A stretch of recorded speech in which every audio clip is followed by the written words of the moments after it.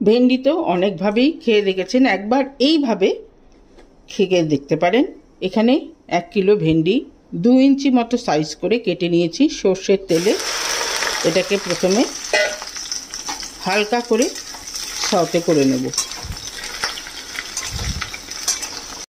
ভেন্ডিটা হালকা করে ভাজা হয়ে গেছে, এবারে এটাকে তুলে নেব।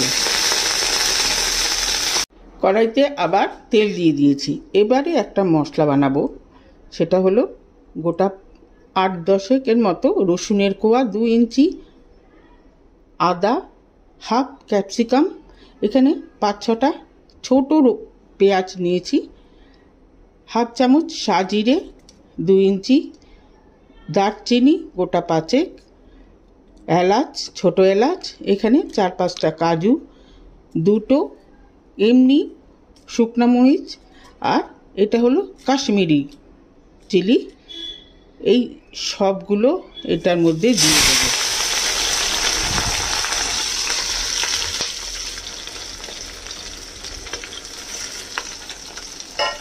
এটার সাথে দেব 2টো দেশি টমেটো, 2টো হাইব্রিড টমেটো দিয়ে এটাকে একটুখানি ফ্রাই করে নেব। মিনিট 7 ঢাকা দিয়ে মশলাটা কিন্তু হালকা করে ভাজা ভাজা হয়ে গেছে। এবারে ফ্লেমটাকে বন্ধ করে দেব। টমেটোর খোসাগুলোকে কিন্তু তুলে নিয়ে এটাকে ঠান্ডা করে একটা পেস্ট বানিয়ে নেব।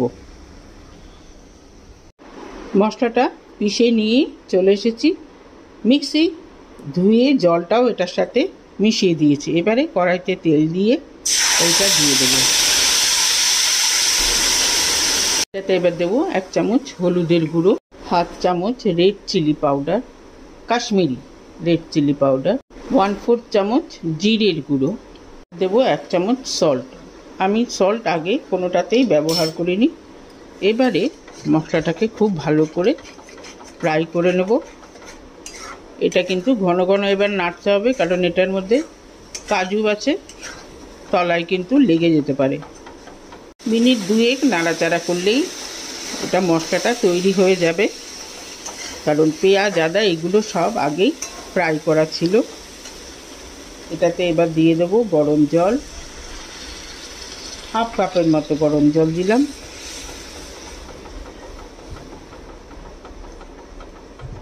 ঝোলটা ফুটতে শুরু করেছে, এর মধ্যে এবার দিয়ে দেব ভাজা ভেন্ডি।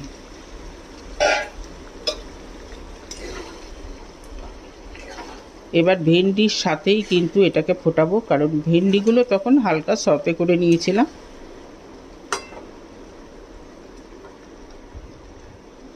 মিনিট 3 ঢাকা দিয়ে এটাকে ফুটিয়ে নিয়েছি।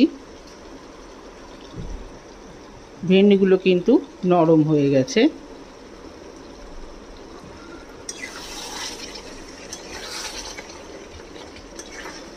ব্যাস, এটাতে এবার দেব ব্যালেন্স করার জন্য অল্প একটু চিনি, হাফ চামচেরও কম চিনি দিলাম, আর দেব কসুরি মেথি। ব্যাস, মজাদার স্বাদের একটা ভেন্ডি তৈরি হয়ে গেল।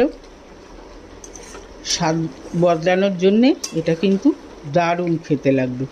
যদি রেসিপি ভালো লেগে থাকে তাহলে অবশ্যই কমেন্ট বক্সে জানাবেন, লাইক করবেন, শেয়ার করবেন ফ্রেন্ডস অ্যান্ড ফ্যামিলিদের সঙ্গে, আর সাথে আমার চ্যানেলটিকে সাবস্ক্রাইব করতে ভুলবেন না। আজকে তাহলে চলি, নেক্সট দিন আরেকটা এরকম মজাদার খাবার নিয়ে আসবো। সবাই ভালো থাকবেন, সুস্থ থাকবেন। ওকে দেন, বাই।